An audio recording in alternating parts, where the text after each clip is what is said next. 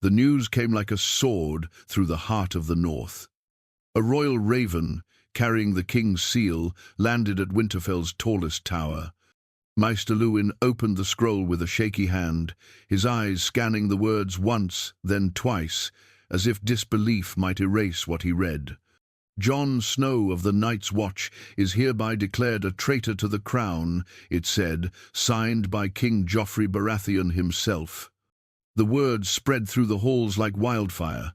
Servants whispered, lords frowned. Sansa Stark, already a prisoner in King's Landing, had said nothing for days, and now this. The boy they once called brother was now named an enemy of the crown. Robb Stark, the king in the north, crushed the Raven scroll in his fist. He's my brother. He took no sides. He wears black, and he swore the oath. This is nothing but a move to provoke me. But Lady Catelyn, ever cautious, saw deeper into the politics. Or perhaps Joffrey fears your name growing stronger. Maybe he sees Jon as more than a bastard. Maybe he sees a threat. Because Jon Snow, even though he was born as Snow, had Targaryen blood flowing silently in his veins. Unknown to all, not even himself, his father wasn't Ned Stark. It was Rhaegar Targaryen. The blood of dragons. But Joffrey didn't know that. Not yet. He only knew that Robb Stark was marching south, gaining ground, and that Jon Snow had taken command at the Wall and rallied the Watch. Rumors had started rumors that the Night's Watch wasn't just guarding the Wall anymore. They were training, organizing, preparing. Some even said Jon Snow had made a pact with the wildlings. And in the twisted mind of a boy king, that was enough.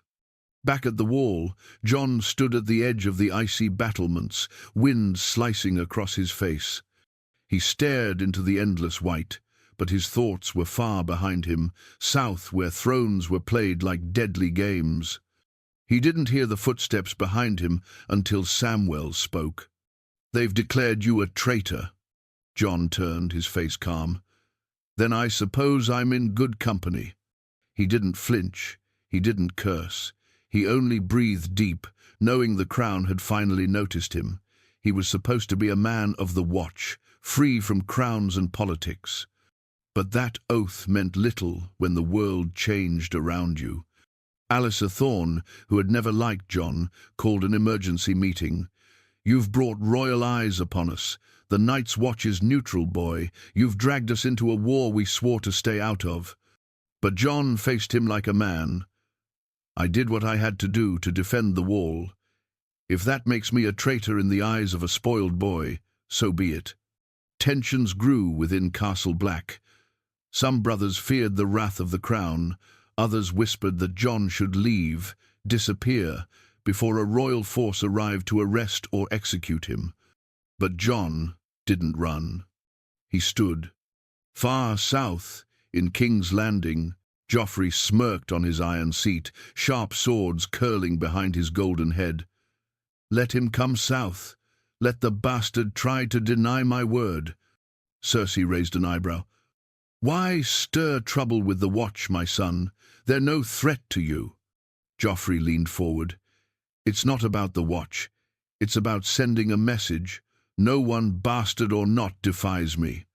And so the order was given. A small force of Lannister soldiers, led by Sir Meryn Trant, was sent north. Their goal, to capture Jon Snow and bring him to the capital in chains. They had no idea what they were walking into, because beyond the Wall the dead were rising, and Jon Snow had bigger enemies to fight than some gold-cloaked knights. But now he had one more. The crown itself. The wind howled louder than usual that night at Castle Black, as if the Wall itself had heard the king's betrayal. Jon stood in the war room, fingers drumming against the cold wooden table. Around him, a dozen black-cloaked men argued, their voices rising like a storm. The air was heavy with fear, confusion, and something worse, division. "Joffrey sent men to take you, Jon," said Sam, clutching a scroll with the royal seal. "They're already on the King's Road. Sir Meryn Trant leads them. They'll be here within days." "Then let them come," Jon said calmly. "That's not how this works," Alliser Thorne barked. "You've made us a target. Do you understand that? You think your name means something up here? You're a bastard, Snow. Just another unwanted child hiding behind old vows. But now you've painted a Lannister bullseye on every man here." Jon stared at him. "If we bow to a child king who sends swords to men who guard the realms of men, what will be left of our honor?" There was silence, but it was thick with danger. Some of the older brothers nodded. Others turned their eyes away. Jon could feel it in the room, doubt. The kind that weakens steel in battle. But Dolorous Ed broke the silence in his usual grim tone. "Well, I guess if we're gonna die, might as well be for something bigger than freezing our bollocks off on the wall." Jon smirked slightly. "That's the spirit." 3 days later, the Lannister party arrived at Mole's Town, a dozen men with golden lions stitched on their red cloaks, smug and confident. Sir Meryn Trant, cruel and hollow-eyed, rode at the front like he was hunting dogs, not men. He entered the Night's Watch courtyard like he owned it. "I'm here for the traitor Jon Snow," he announced loudly. "By order of King Joffrey, he is to be taken south for execution." No one moved. Jon stepped forward slowly. Not hiding, not afraid.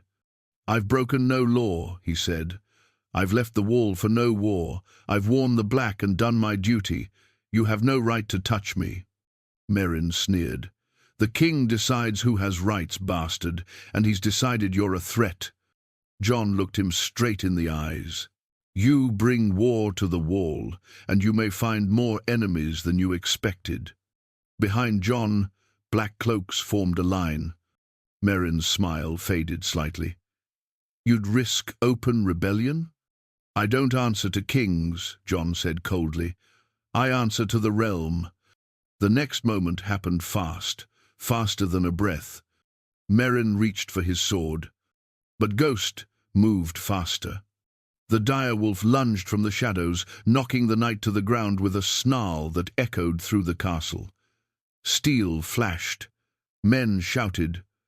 Crossbows were raised, but no one fired. Meryn's face twisted in pain as Ghost stood over him, growling.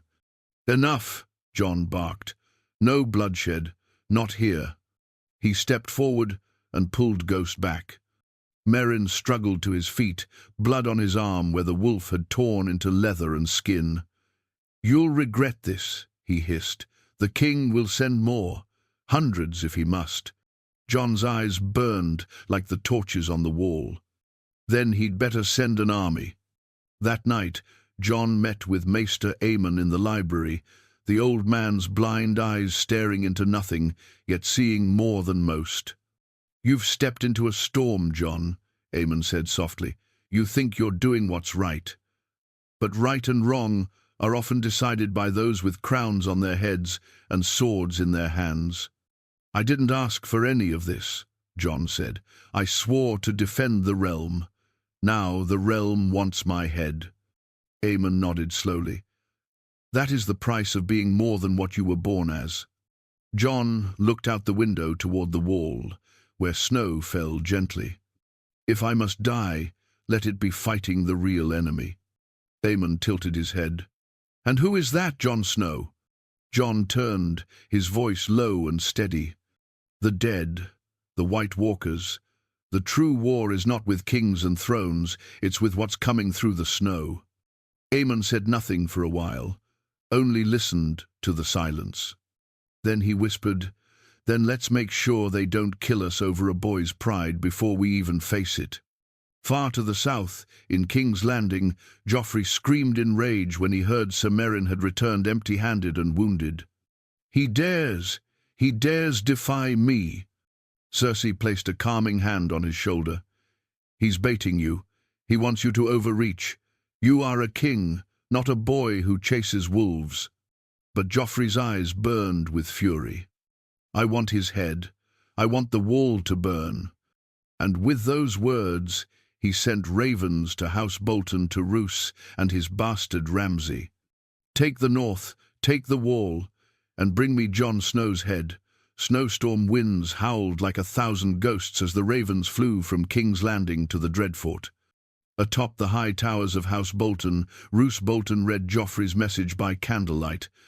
The fire crackled, the only sound in the room. He blinked once, slowly, then set the scroll down without a word. The flames reflected in his cold eyes. "A reward, then," he finally said. Across the room, Ramsay Snow, his bastard son, grinned like a mad dog, sharpening a small knife. "For the bastard at the wall, a bastard for a bastard. Seems fair." Roose ignored the filth in his son's voice. "Joffrey offers gold, lands, and legitimacy. He wants Jon Snow's head and control of the wall." Ramsay licked his teeth. "Then I'll bring him the head and the whole bloody wall with it." Roose turned to him. "Don't be foolish. The wall is not a house to be taken in the night, and Jon Snow is not some wildling savage. He's a Stark at heart. That makes him dangerous. But it also makes him mine to hunt," Ramsay growled. "The North remembers, father, and I want them to remember me." Roose gave a single nod. "Then ride. Take our men. Show Joffrey what fear looks like in snow and blood." At Castle Black, Jon stood in the courtyard, watching the Black brothers train. His hands were folded behind his back, his face grim. He'd barely slept since the confrontation with Sir Meryn. There was no going back now. The Watch was divided. Some still believed in their sacred oath of neutrality, but more and more looked to Jon as something more than Lord Commander. They saw a leader, a Stark, a warrior not afraid to speak against kings, not afraid to bleed. Sam rushed to his side, panting, "A raven from Eastwatch.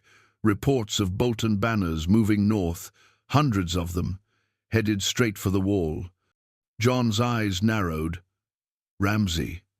"Aye, and worse, some say they ride with wildling prisoners tied to the front of their lines. Human shields."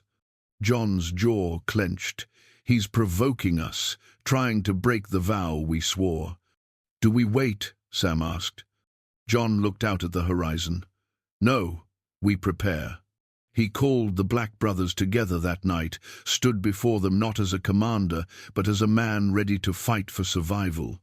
"I won't lie to you," Jon said. "Joffrey's named me traitor. Now the Boltons ride north to do his bloody work. They won't stop with me. They'll take the wall, they'll burn our records, hang our brothers, and hand our heads to a boy in a golden chair." He stepped forward, voice rising. "You swore to protect the realm of men. Look me in the eyes and tell me that Joffrey Baratheon and Ramsay Bolton are the kind of men this realm needs." Silence. Then Grenn stepped forward. "I'm with you, Jon." Then Ed. Then Pip. One by one, Black brothers stood in the snow. The line between oath and survival had been crossed. Castle Black was no longer neutral. It was preparing for war. Meanwhile, deep in the cold woods of the north, Ramsay Bolton and his army moved like red shadows through the snow. He rode at the front, wearing the flayed man of his house like a crown. Behind him were over 500 men, Bolton soldiers, sellswords, and thugs pulled from the darkest corners of the Dreadfort. He dragged wildlings behind them, tied to poles, mouths gagged, eyes wide with terror. "Send a message to Snow," Ramsay said, chuckling.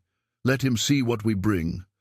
They stopped at an abandoned wildling camp. Ramsay had 5 of the prisoners tied to wooden crosses. He skinned 2 alive, slowly, with a smile. Then, under the cold sky, he burned them all, flames licking the sky like screams, and left a banner waving in the wind. A flayed man, hanging upside down. Jon saw it 2 days later, when a scout returned with the report. He didn't speak for a long time. He simply looked at the smoking pile beyond the wall. Then he turned to his men and said, "We fight on our land now." Far away, in King's Landing, Cersei sat across from Tywin Lannister, who read her son's orders with growing irritation. "This is a mistake," Tywin muttered. "Joffrey thinks with rage, not strategy. You do not throw House Bolton at the Night's Watch. It's like setting fire to a forest and hoping it only burns the weeds." But Cersei leaned forward. "He wants to make an example." Tywin glanced up. "He may have just made a martyr instead. Because in the north, where cold burns deeper than flame, men do not forget wolves who stand against lions." Night fell heavy over Castle Black. The wall stood like a frozen giant, silent and watchful, but even it seemed to tremble under the weight of what was coming. The Boltons were days away, maybe less, and Castle Black was not ready. Jon stood in the armory, sharpening Longclaw with slow, deliberate strokes. The Valyrian steel sword caught firelight as it moved. Sam sat nearby, flipping through old records, searching for anything that could help them siege plans, Night's Watch tactics, weaknesses in the wall. But most of the books spoke of ancient things, of white walkers and long nights, not of bastard invasions sent by spoiled kings. "I still don't understand," Sam muttered. "Why would Joffrey risk all this? The wall, the Night's Watch. None of us are a threat to the throne." Jon paused. "Because Joffrey is afraid. Not of me, not of us, but of what I might become." Sam looked confused. "He knows the North still whispers my name. He knows I'm Ned Stark's blood, or so he believes, and now I have the Watch. If I survive long enough, if I lead long enough, I could be something." "You could be a king," Sam said quietly. Jon didn't answer, but he didn't deny it either. Beyond the woods, Ramsay Bolton's army made camp. Fires lit up the trees like devil eyes, flayed banners flapped in the wind, dripping with dried blood. Ramsay stood over a map spread on a rock, hands covered in black leather, eyes shining with excitement. "They won't expect to split," he said. "Half the force will march up the main road, loud and clumsy. Let them think that's the full strength. Meanwhile, I'll take 50 men through the Frostfang Trail and hit their rear at night." His lieutenant frowned. "That pass is narrow and cursed. The old men say wildling spirits still roam there." Ramsay grinned. "Good. Let the ghosts watch me work." He turned to his hounds, already hungry. "We take Castle Black before dawn, and when we do, I want Jon Snow alive. I want him to beg." The next morning at Castle Black, Jon gathered his closest brothers in the old mess hall. The fires crackled, casting long shadows on the stone walls. "Ramsay won't come directly," Jon said. "He's cruel, but he's clever. He'll strike when we're weakest, so we bait him." "How?" asked Gren. Jon nodded to Sam. "He found something in the old records about the tunnels beneath the wall. There's one that opens east, near the Frostfangs. We seal it, rig it with traps. Then we leave it half exposed, just enough for Ramsay's scouts to find." "And when they do?" Ed asked. Jon looked up, eyes hard as ice. "We turn the tunnel into a grave." But Jon wasn't the only one making moves. That night, in the darkness of the rookery, Alliser Thorne met with a group of men, those who had always hated Jon's leadership, his defiance, his rise to power. "This is not the Watch we swore to," Alliser hissed. "We're not kings. We don't fight their wars." One brother, older and grim, nodded. "But what would you have us do?" Alliser's eyes gleamed. "We open the gate when Ramsay comes." A few gasped. He raised a hand. "Let them take Snow. Let them hang him on their banners. Maybe then the Watch can return to what it was." They were silent. And in silence, they agreed. The next night, Jon stood on the wall itself, staring out into the endless white. Ghost lay at his feet, ears twitching, already sensing what Jon could not see. And then Through the darkness came sound. Not horns, not drums, screams, burning. The lower woods, they were already on fire. Jon rushed down the steps, sword in hand. The trap tunnel hadn't been touched, the Frostfang Pass was untouched. Which meant the front gate, Sam panted, running up to him. They came through the front. Jon's blood went cold. He ran, fast, through the courtyard, through smoke and chaos, black brothers fighting red-cloaked Boltons. And at the gate, wide open, stood Alliser Thorne, sword in hand, soaked in blood not his own. "You," Jon growled. Alliser only smiled. "For the good of the watch." Jon raised Longclaw. "You betrayed us all." Alliser attacked first, but Jon was faster. One clash, two, three, then a blade through the stomach. Alliser gasped, dropped his sword, and fell to his knees. "You think you're the hero here, Snow," he coughed. "You've doomed us." Jon stood over him, breathing hard. "No, you did."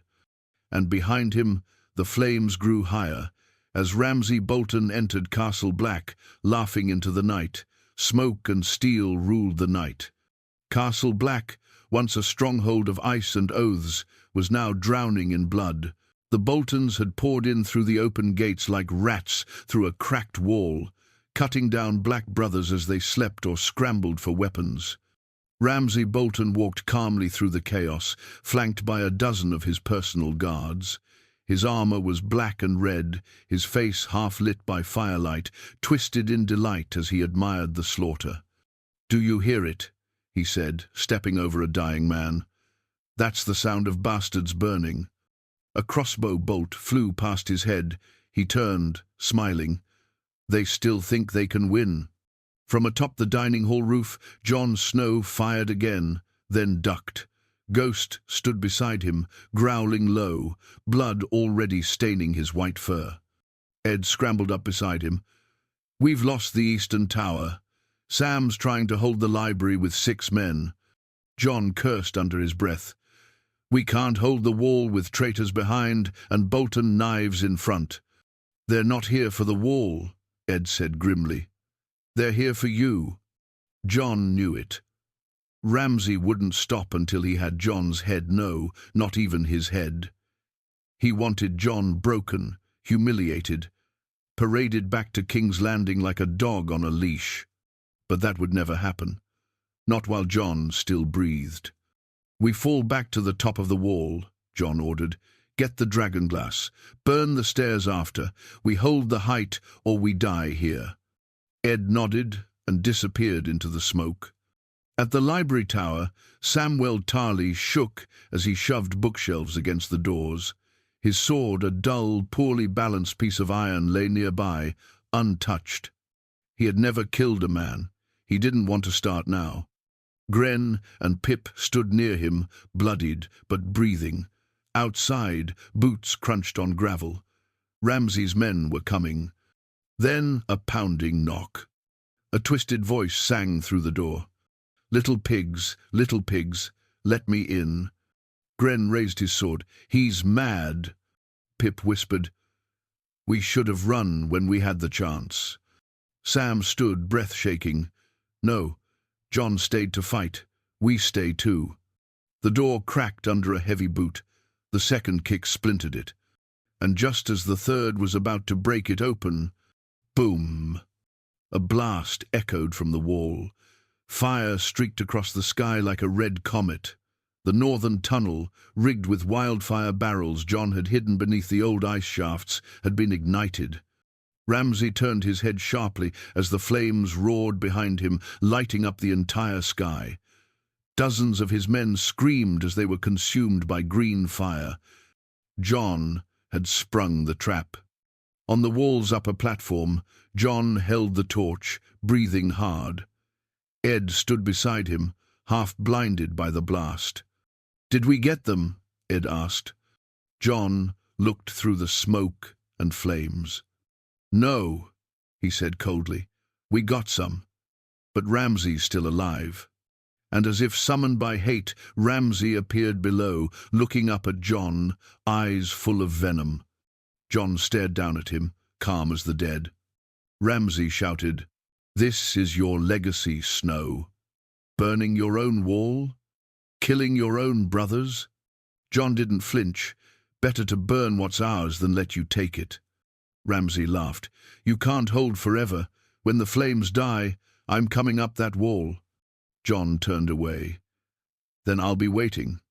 In the shadows, a boy no older than 16 ran through the tunnels. Ollie, small and furious, carried a blade too big for him but rage enough for 10 men. He had seen Alyssa die, seen Ramsay enter. He had made his choice. He wasn't loyal to Jon. He was loyal to survival. And that night, he entered Jon's chamber and stole the Night's Watch master key. Back on the wall, Jon was preparing the dragon glass and oil barrels when Ed spotted movement. "Someone's coming through the lift." Jon grabbed Longclaw. Ghost stood ready. The lift rose. Inside stood Sam, bloody, exhausted but alive. Behind him, Gilly, clutching her child. "We had to run," Sam said. "They torched the tower." Jon helped them out. "You did what you could." Suddenly, Ed yelled, "We've got movement on the stairwell."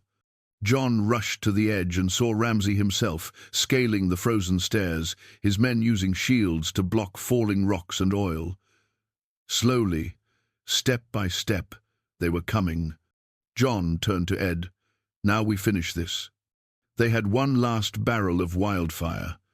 They rolled it toward the stair platform. Ramsay was halfway up. Jon lit the fuse. But then a scream from behind. They turned. Ollie, holding a dagger, standing over a bleeding black brother, the gate to the inner wall swinging open. "Traitor!" Ollie spat. "You betrayed the Watch. You betrayed us all." And down below, the rest of Ramsay's men saw the opening and charged. Jon's trap had worked. But the wall had just been breached from the inside. Everything fell apart at once. Jon turned, eyes wide, staring at the open gate. The blood soaking the floor told him all he needed to know. Ollie had betrayed them. Again. "Close it!" he shouted. But it was too late. Ramsay's men were already pouring through like a wave of fire through dry grass. Screaming, steel, and chaos exploded behind the wall. The trap on the stairs had slowed them, but Ollie's betrayal opened the floodgates. Ghost lunged forward, teeth bared, dragging one Bolton soldier to the ground and ripping into his throat. But they kept coming, too many. Sam grabbed Gilly's hand and pulled her toward the lift. "Get her out! Now!" Jon tossed Ed the torch. "Burn the last barrel, seal the stairs." Ed nodded, ran, and threw the torch onto the barrel. Fire burst like a sun, blasting ice and bodies into the air, sending Ramsay's front guard tumbling. But Ramsay himself, burned but alive, clung to a higher step, laughing through the flames. Jon turned to Ollie, who stood frozen, blood on his blade, guilt creeping into his eyes. "You don't understand," Ollie whispered. "You sided with wildlings. You broke the oath. You're the traitor." Jon's voice was low, full of pain. "You let a monster into our home." Ollie flinched, but before Jon could step closer, an arrow struck the wall beside his head. Ramsay's men were inside the tunnel, charging with axes and short blades. Jon roared and swung Longclaw, slicing through the first man with a savage blow. The wall echoed with the clash of steel and the dying screams of brothers. Sam fought with the desperation of a man with nothing left to lose, shielding Gilly with his body as he swung wildly with his sword. Pip and Gren were already down, one with a crushed chest, the other bleeding from the mouth, still trying to crawl to his sword. Jon fought like a man possessed. He was no longer a commander, he was a wolf, cornered and furious. He slashed and stabbed, ducked and twisted, but still they came. Ramsay's soldiers, wearing leather armor stitched with the skin of flayed men, moved like demons. And then Jon saw Ramsay himself, dragging his burned body over the top stair, laughing through bloodied teeth. "Jon Snow," he shouted, voice raw, "come and die like a Stark." Jon didn't hesitate. He ran straight at him. The two bastards clashed in the middle of the wall, steel on steel, fury against madness. Ramsay was fast, even wounded. His blade moved in erratic, unpredictable swings, like he was dancing with death. But Jon was stronger, cleaner. Every move was precise, forged from discipline. "You're nothing," Ramsay hissed. "Just another Stark bastard trying to play hero. You'll die like your father." Jon didn't reply.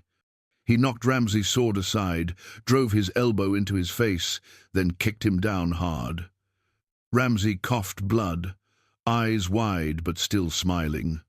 "Do it," he whispered. "Kill me. Be the monster they say you are."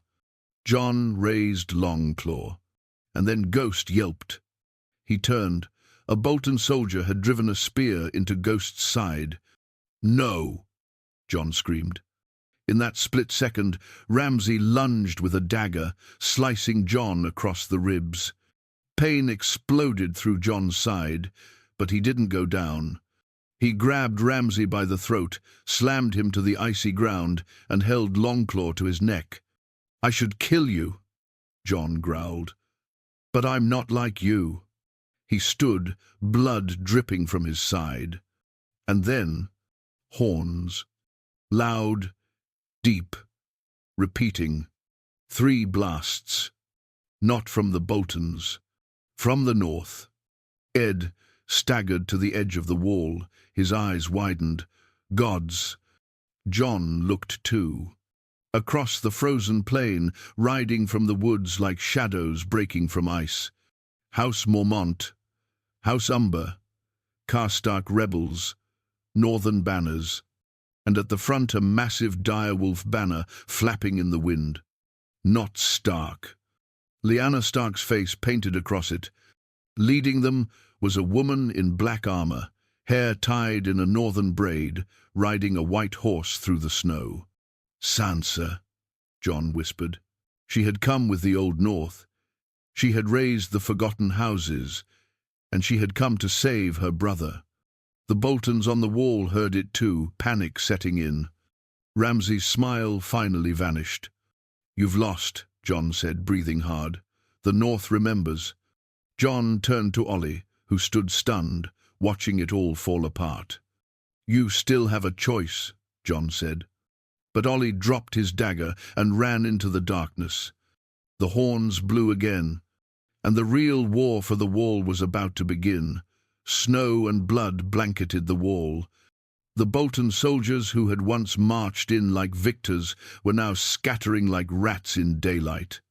The northern reinforcements, led by Lady Sansa Stark and backed by fierce bannermen of the old houses, had come with iron, fury, and something Ramsay Bolton had never expected: loyalty.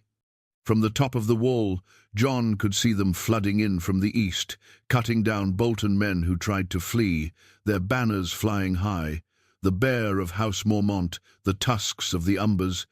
Even the Karstark, some turned against Ramsay in the final hour, ashamed of the madness they had once served. Sansa led from the front like a true Stark, blade in hand, eyes cold as the wind. She cut through a Bolton rider, her face emotionless as blood sprayed across her furs. She wasn't a little bird anymore. She was a wolf. Ramsay backed away from Jon, limping, the burn on his face peeling. His grin was gone.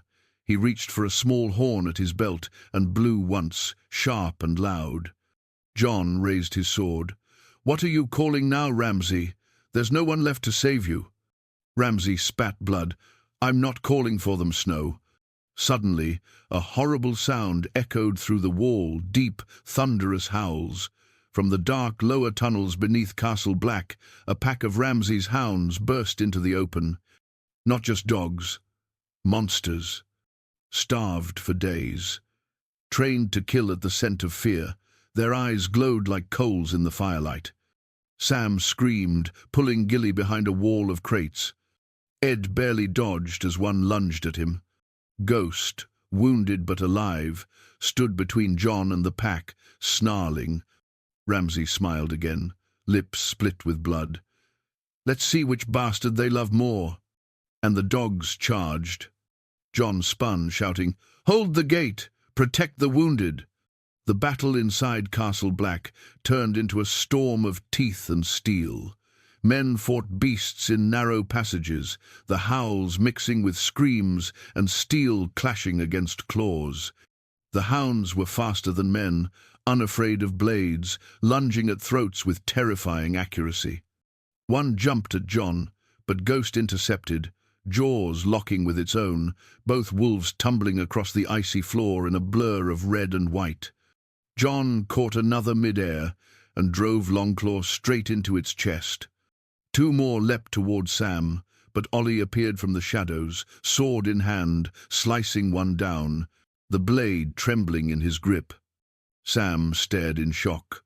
"Ollie?"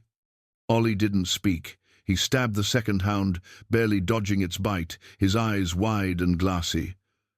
"I was wrong," he whispered. "I was so wrong." Across the yard, Ramsay tried to escape through the burning armory doors, but he was too slow. Sansa entered, flanked by Mormont soldiers. She saw him and froze. Her face didn't twist in rage, no tears, no screams. Just a long, cold silence. "Lady Stark," Ramsay said, limping. "You look lovely as always." She stepped forward. "You once told me the North would never save me, that no one remembered the Starks." He chuckled weakly. "Seems I was mistaken." John caught up, panting, bloodied from the fight. He walked to Sansa's side. Ramsay looked at them, both the bastard and the broken girl now standing like king and queen of the snow-covered ruins. John raised Longclaw, but Sansa touched his arm. "No," she said. John frowned. "He'll never stop. He will now." Her voice was ice. They tied Ramsay in chains and dragged him to the kennels, the same place where he'd fed his stepmother, his infant brother, and countless others to the dogs. Now, he would sit in the same darkness and wait. Hours later, the fires were out. The dead had been gathered, the traitors hanged, the wounded were resting, and the dawn was breaking in cold silence. John stood atop the wall again, staring into the distance. Beside him, Sansa. "You held the wall," she said. "I lost too many," John replied. "But you held it." He nodded once. "Because of you." She turned to him, eyes softer now. "Because of us." Ghost limped toward them, dragging his paw but still proud. Sam joined them quietly. "Ravens are ready. We can send word to every house." John looked down at Castle Black, now more graveyard than fortress. "Then tell them the truth," he said. "The Night's Watch is broken, the wall is bleeding, but the North still stands." Sam asked, "What about the King's order? Joffrey still wants your head." John looked out to the white horizon. "Let him come," he said. "We're done running." And as the sun rose over the wall, its light touching snow stained red, the first true war for the North was over. But winter was far from done. King's Landing stank of roses and rot. In the Red Keep, Joffrey Baratheon sat on the Iron Throne, with one leg thrown lazily over the armrest, chewing on a pomegranate seed like it was the sweetest thing in the realm. He stared down at the trembling Ravenmaster kneeling before him, scroll in hand, voice cracking. "And Castle Black has repelled Lord Ramsay's assault. Lord Jon Snow remains alive. The traitor Alliser Thorne is dead. The wall holds." The throne room was silent. Cersei Lannister shifted beside the Iron Throne, eyes narrowing. "The Boltons failed?" The Ravenmaster dared not look up. "Lady Sansa Stark has returned. She's united the North. The Mormonts, Umbers, and Karstarks fight under her banners. They declared Jon Snow their protector. Joffrey spat the fruit seed across the floor. He was supposed to die screaming. He stood, gripping the cold swords of the throne, nostrils flaring. I gave the order. I gave gold. I gave legitimacy to that flayed freak. And he couldn't kill a bastard with a wolf? Cersei placed a hand on his arm. Joffrey. No, he shouted. This isn't about Snow anymore. It's the Starks. It's always the Starks. They just keep crawling back like maggots. Tywin Lannister, watching from the side of the room, finally spoke. The North is no longer scattered, Your Grace. You tried to take a wolf's cub, but instead you fed the whole pack. Joffrey turned on him, eyes burning. So what do we do? Let them crown Jon Snow and bend the knee like fools? Tywin stepped forward calmly. No. We use their pride. We use their love for family. We make them fight each other. Cersei frowned. How? Tywin looked at the throne. By making Jon Snow a king. At Castle Black, Jon stood in the yard, where so many had bled. The air was clearer now, the smoke had lifted, the Bolton banners were ash. He watched as men rebuilt what they could, hauling timber, dragging bodies to be burned, tending to the wounded. There was no celebration, just grim survival. Sansa approached, her cloak dancing in the cold wind. A raven just arrived, from King's Landing. Jon didn't turn.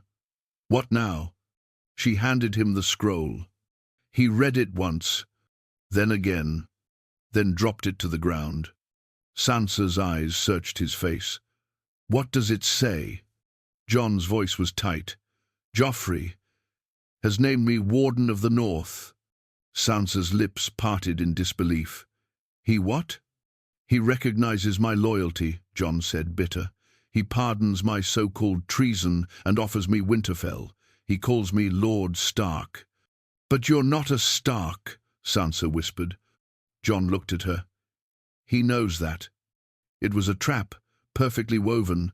Joffrey had just handed Jon the thing the North had bled for: power, legitimacy, a title the rest of the realm would honor. But the cost? Allegiance to the Iron Throne. To Joffrey. Sam walked over, out of breath. If you take the title, the war ends. No more blood. The realm might actually hold. And if I take it, Jon said, I become everything the Watch was sworn to resist. I bend the knee to the boy who murdered Ned Stark. I rule by the word of a child tyrant. Sansa was silent for a long time. Then she said quietly, If you refuse, the South will see it as rebellion. They'll come again, worse than before.